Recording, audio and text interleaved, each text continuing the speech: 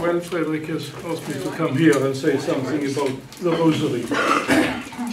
I'm grown up Protestant. My parents were Lutheran, and I've been Lutheran most of my life. I became Catholic in 2002, so it's just 15 years ago. So I'm not grown up with the Rosary at all, because the Rosary is a characteristically Catholic prayer. But I think it's a prayer that brings together very much what is Catholic or general Christian faith. When I was in Lourdes a couple of years ago with my wife, back in 2008 or something like that, I bought this journal, a Lourdes magazine, The Message of the Apparitions. And you see here a picture of the young Bernadette Soubirous, a young shepherd girl, some 14, 15 years old, who saw the Virgin Mary appear in a cave at the river when this young and poor girl was collecting firework for her family. If we look a little bit closely at this picture, we see that the Virgin is carrying a rosary in her hands. And we read that when this young girl saw the Virgin in that cave, she instinctively put her hands in her pocket to grasp her rosary.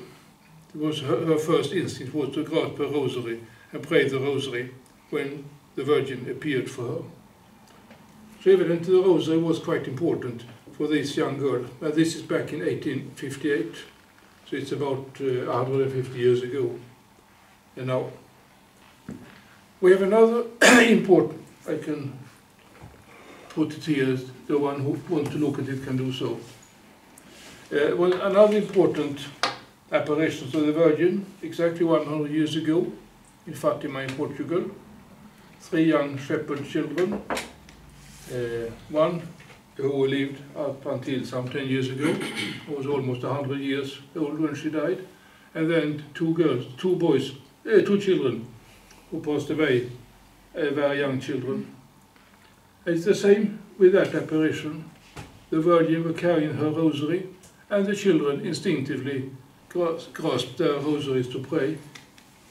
I have a book about it at home, and there I read that Lucia, the name of the girl who became old, she asked the question to the vision, to the lady who appeared to her, "What do you want of me?"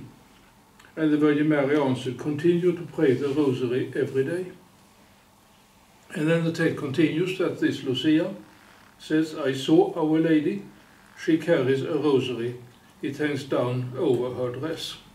So quite clearly for these children for whom the Virgin appeared in 1858 in Lourdes in southern France, and in 1917 in central Portugal, the rosary was the most important object of piety, the object that they used in order to help them in their prayers. I have a normal rosary here.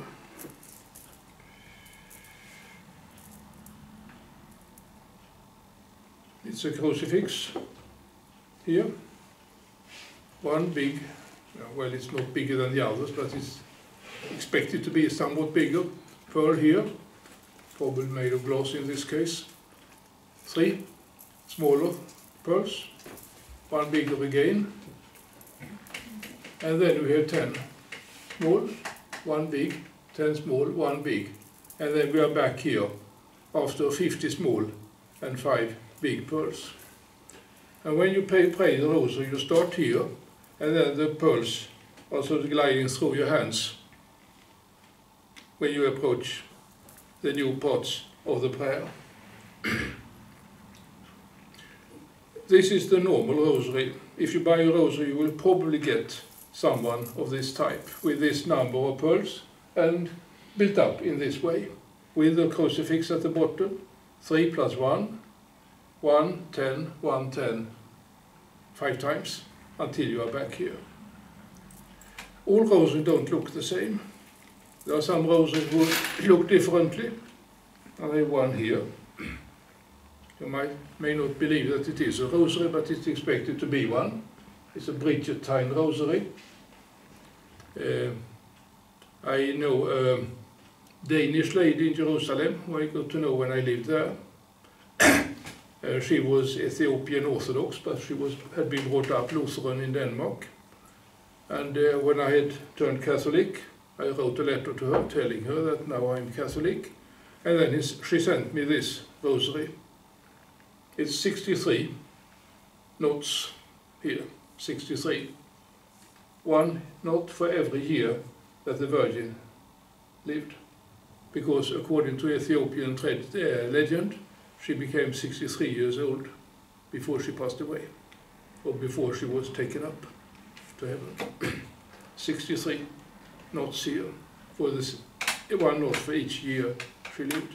So rosary can look in different ways, but what I will describe here is, so to say, the normal one, the one that is normally used among Roman Catholics. I have other pictures of rosaries. I have written a book that I published 3 years ago, Rosenkransen. It's in Swedish, so probably you can't read it. But it's about how to pray the rosary and how it's built up. The 20 mysteries it's made up of, and I will describe those just in a while.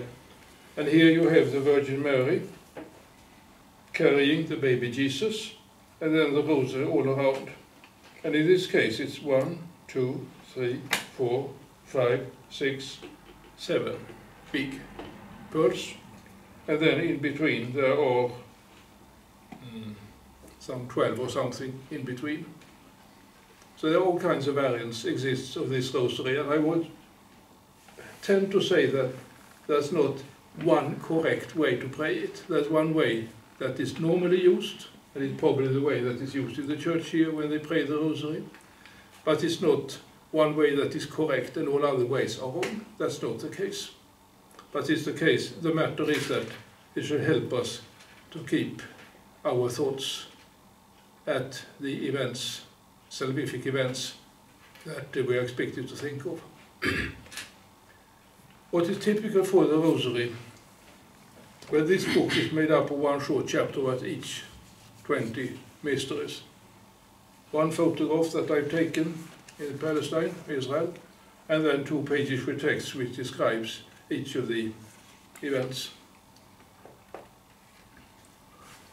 What is characteristic for the rosary and the prayers in the rosary is that we connect what we know about the Virgin Mary with what we know about Jesus. We, so to say, look upon Jesus' acts through the eyes or through the perspective of his mother. That's the intention. We try to keep together the Virgin Mary and her son.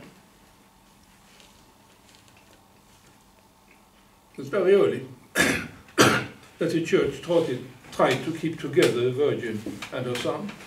We read already in Luke chapter 2, when Jesus was brought to the temple by Mary and Joseph, and he was handed over to the old man Simeon, who said to Mary that a sword will pierce your heart as well. The sword will hit your son, he will be crucified. Simeon didn't say it explicitly, but that's what is beneath the surface of the words. Your son will suffer, he will die, people will kill him, but the sword will pierce your heart as well. Jesus' destiny, so to say, goes together with his mother's destiny. We read in Gospel of John, chapter 2, about the Virgin, about marriage, wedding ceremony in a small town called Cana in Galilee, where the Virgin tells the people serving at that wedding, do whatever he tells you. The bad thing was that the wine was finished, and people wanted more. Every guest had not got his or her wine. And the Virgin Mary tells Jesus that they have no wine. Can you do something about it? And then she tells those in service there, do whatever he tells you. We keep together what the Virgin does and what her Son does. She tells us, do what Jesus tells you. There are other passages like that keep them together. John 19, that's the well-known service, text about Jesus hanging on the cross, telling John that that is your mother, and telling the Virgin Mary, he's your son. And from that day, the Virgin lived with the disciple John.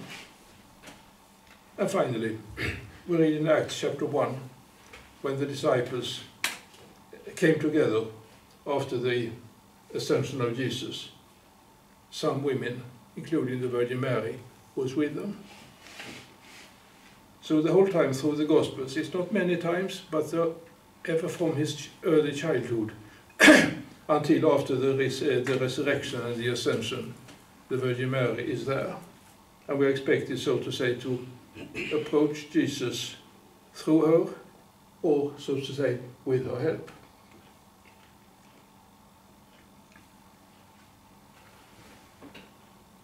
If we go a little bit later than the biblical text, we go to the early 2nd century. There was a bishop in Antioch, which is what is southeastern Turkey today. His name was Ignatius. And when he writes writes a letter to the Christians in Ephesus, which is in western Turkey today, he writes about 3 mysteries. They are the virginity of the Virgin Mary, is the way in which she bore Jesus, it was the way in which she gave birth, and it's the death of the Lord. 3 mysteries, 2 of them relating to the Virgin Mary, and the 3rd relating to Jesus, being kept together as the 3 great mysteries whom humans cannot understand. There is a text that is slightly later, mid-2nd century, has a long description about the birth and youth of the Virgin Mary, which runs parallel to the birth and youth of her Son. Her history and Jesus' history is more or less the same history. And then we can look at later pieces of art. In the Arena Chapel in Padua in Italy, and the Chora Monastery in Istanbul, for instance, from the 12th, 13th century, which keeps these 2 stories, the childhood of the Virgin Mary and the childhood of Jesus, as 2 parallel histories.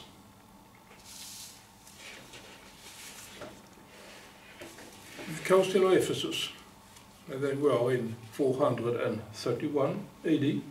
431 AD. People discussed, who is Jesus? Is he really God? Incarnated, so to say, as a human being? Or is he just the Messiah? Is he just a Jewish prophet, just a Jewish wise man? Or is he even God incarnated as a human being? Well, they found out that he is God incarnated as a human being. But who was given the title? Fine title. It was the Virgin Mary, who was said to be Theotokos, the one who carried in her womb God and gave him a human birth. The Virgin Mary was the one who got the, so to say, fine title, the one who carries and bears God into the world, as a decision of who is Jesus. A Christological debate ended in a Mariological title. So what I want to say is that what we believe about Jesus and what we believe about the Virgin Mary, so to say, connects to each other.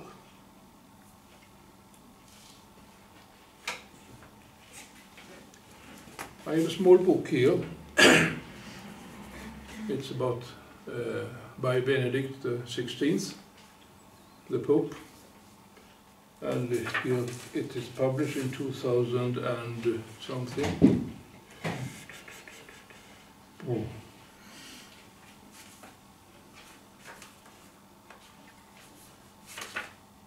I don't find it quickly. But evidently he was Pope by then. Maria full der Gnade, meditationen som Rosenkrantz.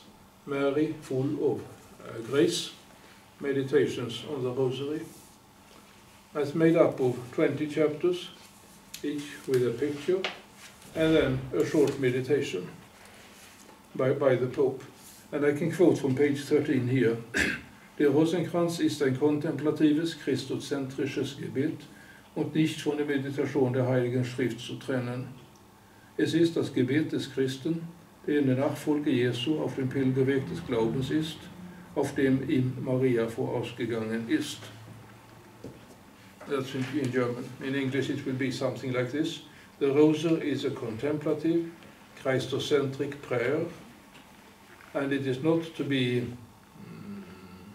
distinguished from the meditation in the Holy Scriptures. It's a prayer of the Christian who follows Jesus on his pilgrimage of faith, and the Virgin Mary has gone that pilgrimage before he does so. That was approximately what the German I read says. So what the Pope here emphasizes is that when the Christian prays the Rosary, he or she follows the important acts of Jesus in the footsteps of his mother. The Virgin Mary has so to followed her son before we follow him.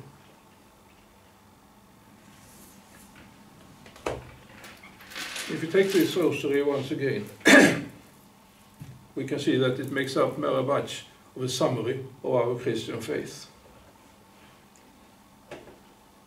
You start with making the sign of the cross. You look at the crucifix here, with the body of Jesus on the cross. In the name of the Father and the Son and the Holy Spirit. And then you read the Apostolic Creed, which is one of the three early Christian creeds that has played a great role in the development of the Christian faith. It's mainly two that are used today. The Apostolic builds upon the baptismal creed from Rome, late 2nd century something. And then we have the Nicene Creed, which we read in church every Sunday Mass. But in this case, you make the sign of the cross, you invoke the Holy Trinity, and you read the Apostolic Creed.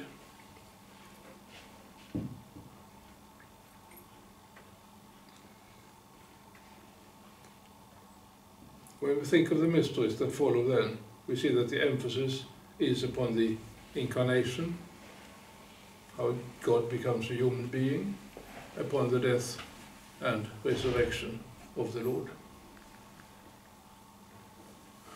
You go to the first big or nice pearl, you read the Lord's Prayer, Our Father, according to Matthew chapter 6. It's the version in Matthew 6 that is used by the Church. We have the Lord's Prayer in Luke 11 as well, but that's a shorter variant. So the Lord's Prayer according to a variant that is always used in the Church in Matthew 6. Then you see we have three pearls here that goes together. For each one you read a Hail Mary. Hail Mary. For each one, the first pearl you add for yourself a short prayer about, take in the right order, about faith. In the second case you add a prayer about hope. And in the last case a prayer about love. That's the Trinity that is mentioned in 1 Corinthians 13. The biggest things is faith, hope and love, and the biggest of these three are love. So three Hail Mary with focus on faith, hope and love.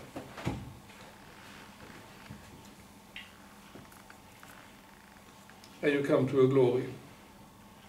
Glory be for the Father, the Son and the Holy Spirit. Then you have a big pearl once again, a new Lord's Prayer, and now you think, on one of the mysteries that make up the Rosary.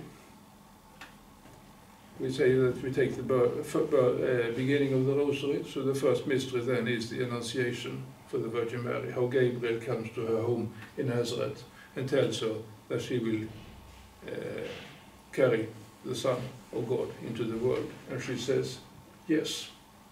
And her yes is, so to say, the beginning of the final salvific events. That takes its beginning with her Mary's yes. You think of that. And then after that you have 10 Hail Marys. And while praying those 10 Hail Marys, you try at the same time to meditate upon what does the Annunciation mean? What is the importance of that event in my life for me as a Christian? You come to a big pearl once again. In this case it's not a pearl but a piece of metal here, with a church on the backside and a saint on the front side in this case. Then you pray the Lord's Prayer once again, and you think, start to meditate upon the second of the mysteries that make up the Rosary.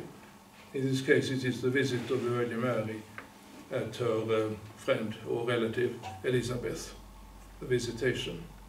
And while praying additional 10 Hail Marys, you try to meditate upon what does it mean that the Virgin went to her relative in Judea, some 150 kilometers away, and stayed with her for a couple of months, while expecting and feeling how the baby grew in her bosom. The difficulty with this is, of course, to pray these Hail Marys and at the same time meditate upon the mystery. You must do two things at the same time. If you don't manage, well, you are not the first one. The Lord's Prayer once again, and mystery number 3, in the same way as the former 2 mysteries. And in this case, mystery number 3 is, so don't mix it up, is the birth of Jesus. Yeah.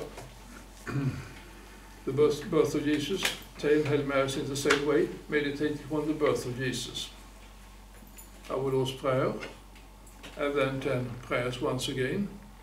It's how Jesus is brought to the temple in Jerusalem and handed over to that old man Simeon, who says that the sword will pierce not only, so to say, Jesus' heart, but also his mother's heart, keeping the two of them together.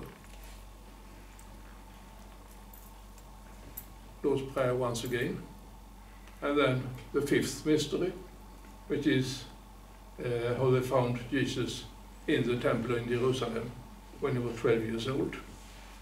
He joined the Virgin and Joseph on a pilgrimage to Jerusalem when he was 12 and got lost, as you know. And they were most happy when they finally found him in the temple. And the finding of the boy Jesus in the temple, that's the 5th subject of meditation in this prayer. And then you see we are back, more or less where we started,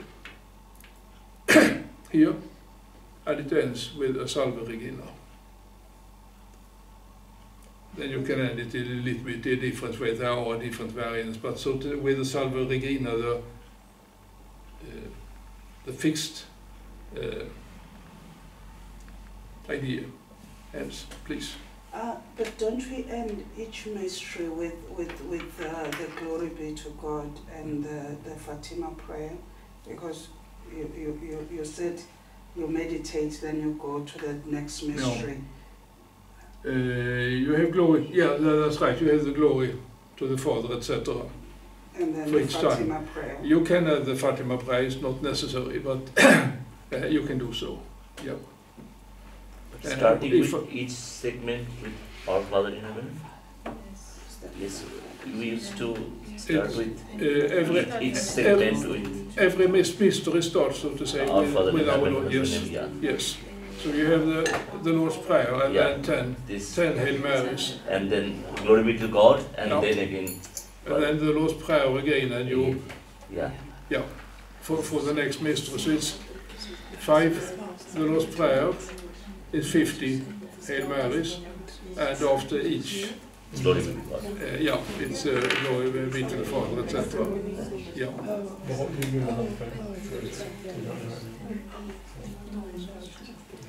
Now, of course, there are different variants of this. I told you that in this, which is from altarpiece in Sweden, it's not 5 big first, but it was 1, 2, 3, 4, 5, 6, 7. Yeah, one is up here, so it makes up 8. So it's another variant of it, but this that I described here and showed here, that's the normal one. If you just buy a rosary and you don't ask for another special thing, you will get this type of it. And I have a doubt with that other rosary. That's Catholic rosary, but it's from a woman. You saw it for the first time. It was owned by a woman that was not Catholic, but then you say like the rosaries are just... She was brought up Lutheran, and I think she had been Catholic for some time, but then continued, so to say, her spiritual travel, and ended up as Ethiopian Orthodox. Okay, so it was from her Catholic back... When she gave it to me, then she was Ethiopian Orthodox. But she wrote that it's a Bridgetine one, related to the Swedish Saint Bridget. Yeah. And I don't know exactly how you're expected to use it when praying. If you think of praying Hail Mary 10 times, you need this thing, and have the purse to glide through your hands. For one Hail Mary, you just move one pearl with your fingers, but otherwise you get lost very quickly. You don't know, have I prayed 11 or 7? So it's a very good help to use such a thing, but of course it can be done without a rosary also. I have 10 fingers. That works also very well. Start here, and and here, I've done it 10 times. So you don't need a rosary, but it's a good help.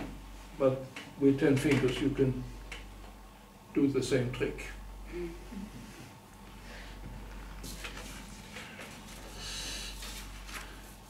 Yeah, the idea of the mysteries. We have 20. 4 groups of 5 mysteries each. I mentioned the first 5 that are all related to the birth of Jesus or his childhood. The next group of 5 are from his adult time. It's his baptism, the wedding at Cana, his preaching of the kingdom of God, his transfiguration on the mountain, and his last supper with his disciples. Now, group number 3, that's his suffering. His suffering in Gethsemane, with praying to God. The flagellation, the crowning with thorns, carrying the cross to Golgotha, and the crucifixion. The mysteries of suffering. And then we have mysteries of glory, the resurrection, the ascension, the Pentecost, and then 2 mysteries that are strictly Mariological. The Assumptio Maria, that the Virgin Mary was taken up to heaven with soul and body, and really not died, and his coronation as Queen of Heaven. For a very long time, ever since the Rosary was, so to say, created, I will come back to that. Up to the year 2002, we had just 15 mysteries, because we had the mysteries of the Jesus' childhood, we had the mysteries of his suffering, and we had the mysteries of his, so to say, ascension and glorification. But we didn't have the mysteries from his earthly life. And that's typical for very much of Catholic theology, a very heavy focus on his incarnation, his birth, childhood, and then on his suffering and resurrection. If you look at Christian art, pieces of art showing Jesus by artists, you have a very heavy concentration on his childhood, his suffering, and his resurrection. I have a big collection of postcards with biblical motifs at home, and I guess that at least 90% of the postcards I have collected is made up of either his childhood, his suffering, or his death and resurrection. The 10% are about the rest of his life. So there's been a very heavy focus upon these three parts: childhood, suffering, glorification. Then the year 2002, this book appeared. I have it in Swedish translation here. It's called Rosenkransbönen, Apostolisk brev från påven Johannes Paulus II, the Rosary, an apostolic letter from Pope John Paul II. But then Pope John Paul added those 5 mysteries belonging to the earthly life of Jesus. He thought that it was a little bit incomplete just to talk about his childhood, his suffering, and his resurrection. Jesus did and said a lot of important things during his walking around in Galilee.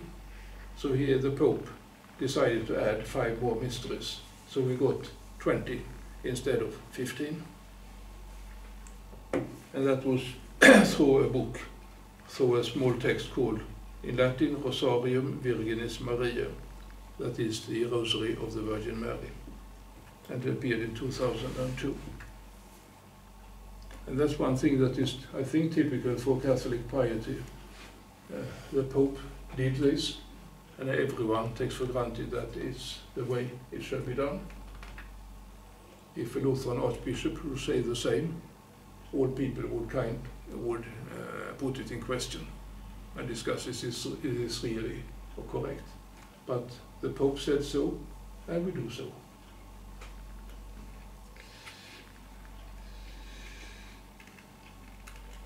The Rosary said ends with Salve Regina, and this is also a hymn that brings together Jesus and his mother.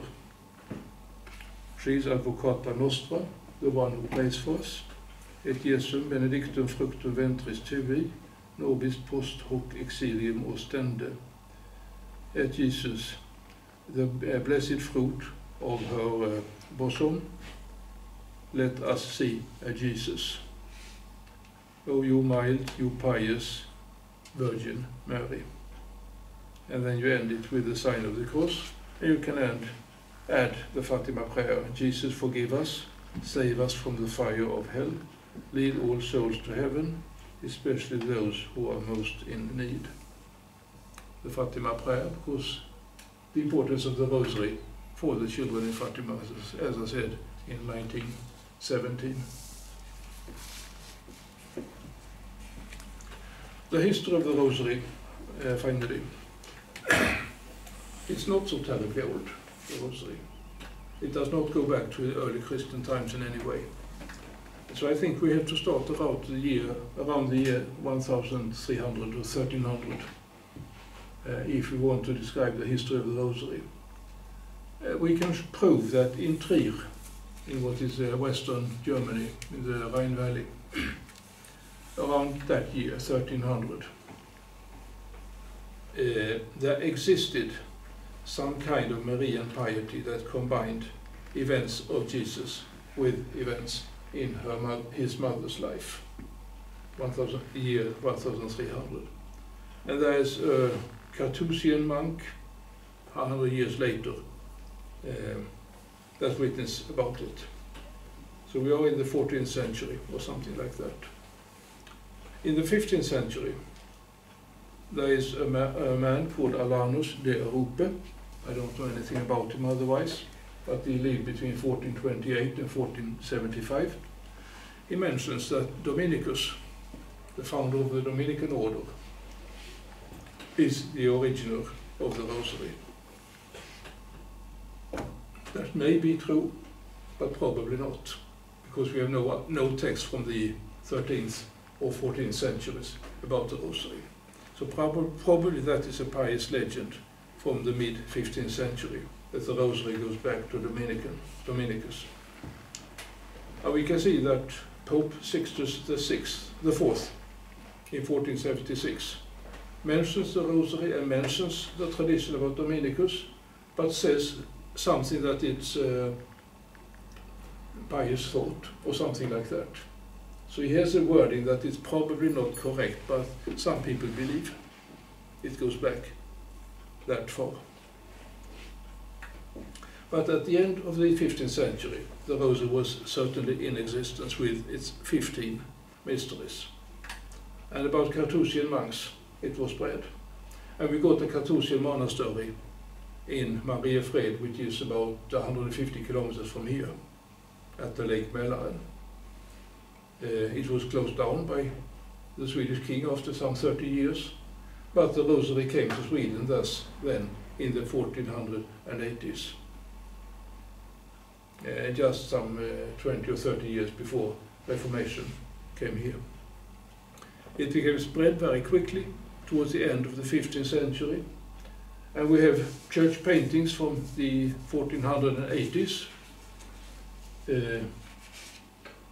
in Sweden, in Härkeberga church outside Enköping, in Södra Råda, gamla old church, which was burned down in 2001. We have big paintings of a rosary. In the rosary we have a throne. I think on Södra Råda now. We have a throne. Jesus is sitting on the throne. Before Jesus, in front of him, the Virgin Mary stands. And in front of the Virgin Mary there is a kneeling person who hands his prayer in the shape of a rose to the Virgin. And she takes on this picture the rose with her other hand and forwards it to her son, who is sitting on the throne. And that's how the Rosary works. Through the Virgin Mary we can pray, and she, so to say, forwards our prayers to her son.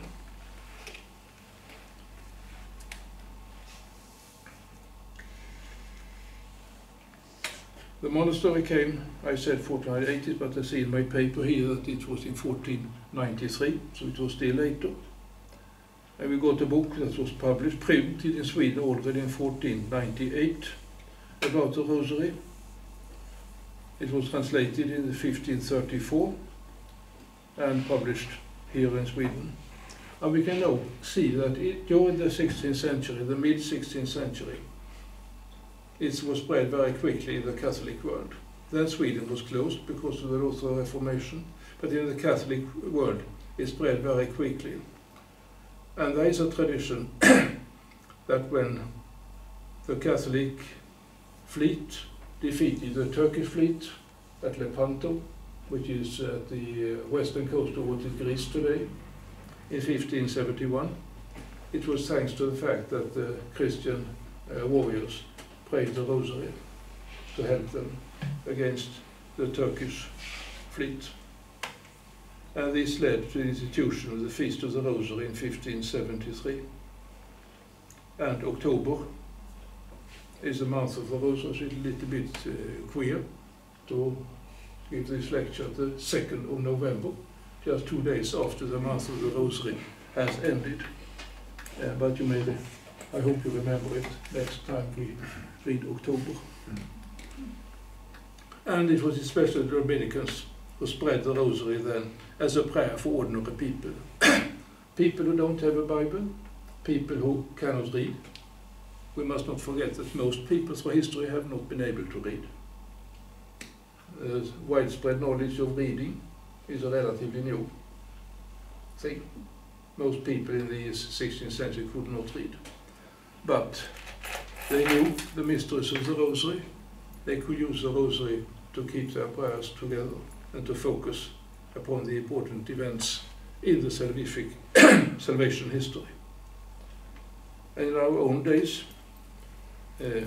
especially Pope Leo XIII, who was Pope at the end of the 19th century, was a big friend of the Rosary, and I think that John Paul II as well love the Rosary very much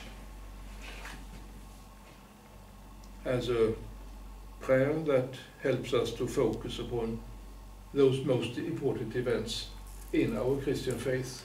If you know those 20 events that the Rosary reminds us upon, you know the most important things in our faith.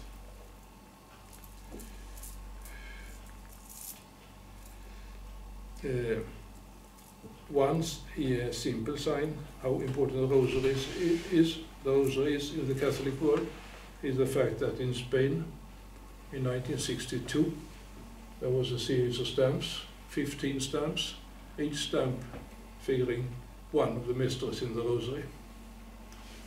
I thought of bringing stamps here, but I forgot it, of course, so they're still at home. But there was a series of stamps just dedicated to the Rosary from Spain in 1962. I published a book a couple of years ago in 2014 about the Rosary, and it's 3 pages about each of the 20 mysteries, with one photograph. That's the model of the temple in Jerusalem, and it illustrates how they found the baby Jesus, not the baby, but he was 12 years old, the 12-year-old Jesus in the temple. And I describe each scene, what happened, when it happened, the importance of it. But it's in Swedish, so it's probably less importance for you, or less interest for you, for that reason. But it's just because I wanted to promote the use of the Rosary in our church in Sweden.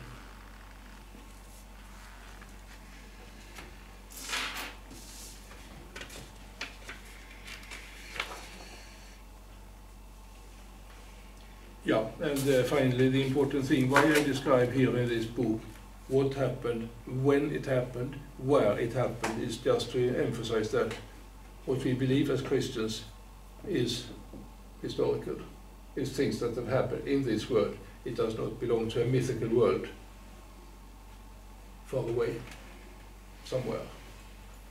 But our faith is founded upon things that really has happened in our human world, among people like all of us here. Thank you.